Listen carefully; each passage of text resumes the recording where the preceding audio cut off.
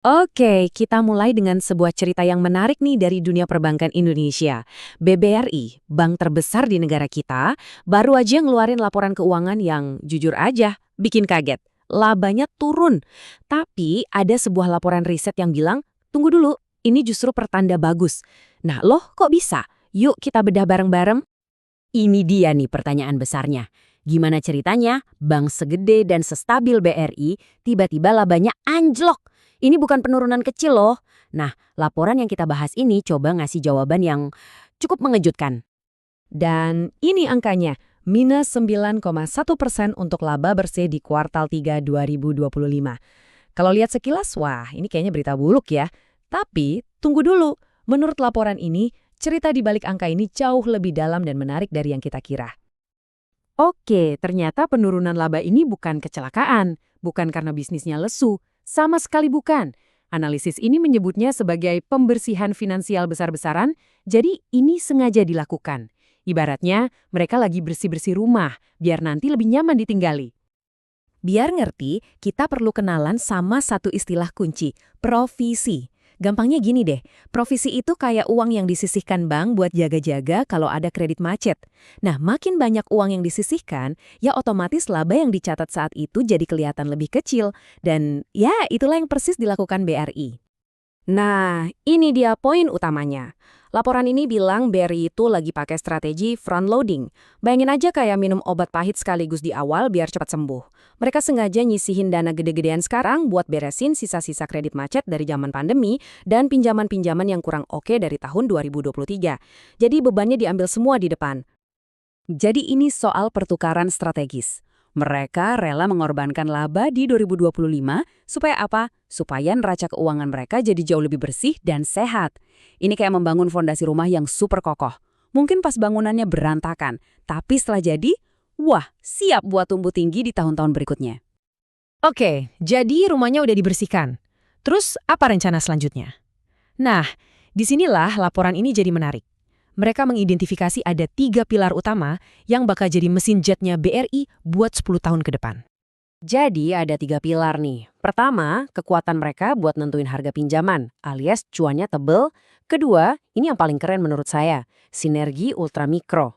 Dan yang ketiga, modal mereka yang gede banget, yang nanti bakal jadi kunci utama kenapa kita ngomongin soal dividen. Yuk kita fokus ke pilar kedua tadi, yang soal ultramikro. Ini benar-benar inovatif. Laporan ini bahkan punya istilah keren buat ngegambarinya. Eskalator nasabah. Kedengarannya menarik kan? Ini katanya bakal jadi jantung mesin pertumbuhan BRI ke depan. Gimana sih cara kerja eskalator ini? Gini, tahap pertama PNM masuk buat kasih pinjaman kelompok ke pengusaha-pengusaha super kecil yang tadinya belum tersentuh bank. Lalu yang usahanya mulai jalan diintegrasikan ke ekosistemnya BRI, dikasih akses ke tabungan, ke pegadaian. Nah, tahap akhirnya mereka yang udah lulus ini naik kelas, jadi nasabah pinjaman BRI yang skalanya lebih besar. Keren kan? Jadi kayak bikin pipa nasabah baru yang nggak ada habisnya. Oke, bersih-bersih udah, pilar pertumbuhan juga udah. Terus, apa untungnya buat investor? Nah, disinilah semua kepingan puzzle-nya menyatu. Laporan ini berargumen, semua langkah tadi itu bakal mengubah BRI jadi mesin dividen. Ingat pilar ketiga yang soal modal gede tadi? Ini dia angkanya, 25,4%. Ini adalah rasio kecukupan modal atau CAR. Gampangnya, ini jauh di atas syarat minimal dari regulator. Artinya apa? BRI ini punya modal nganggur yang banyak banget. Nah, karena modalnya kebanyakan, ini jadi menarik. Laporan ini bilang BRI itu jadi kayak terpaksa harus bagiin dividen gede-gedean. Loh kok terpaksa? Gini, kalau modalnya gede tapi nggak dipakai buat menghasilkan laba yang sepadan, nanti ukuran profitabilitas penting yang namanya return on equity atau ROI-nya jadi turun. Jadi, biar ROI yang tetap tinggi, salah satu cara paling efektif ya, balikin modal itu ke pemegang saham dalam bentuk dividen. Dan disinilah kita lihat angka-angka yang bikin mata melotot. Laporan ini memproyeksikan yield dividen yang terus naik. Coba bayangin, mulai dari 8,3% di 2025, terus diproyeksiin bisa tembus 12% di tahun 2030. Ini angka yang gede banget loh untuk dividen. Tapi tunggu, masih ada lagi. Proyeksi jangka panjangnya lebih gila lagi. Potensi yield dividennya bisa mencapai 26% di tahun 2035. 26%? Ini angka yang luar biasa kalau proyeksinya benar. Oke, kedengarannya bagus banget ya. Tapi namanya juga analisis, harus seimbang. Nggak ada investasi yang tanpa resiko. Laporan ini juga fair kok, mereka menjabarkan dengan jelas apa aja tantangan yang perlu kita awasi. Jadi ada 3 risiko utama yang perlu dipantau. Pertama, soal regulasi, terutama soal subsidi bunga kur dari pemerintah. Kedua, nasabah mikronya ini kan rentan banget sama kenaikan harga pangan dan energi, jadi kualitas asetnya bisa goyang. Dan ketiga, tentu saja, persaingan dari bank-bank digital baru yang juga mengincar pasar yang sama.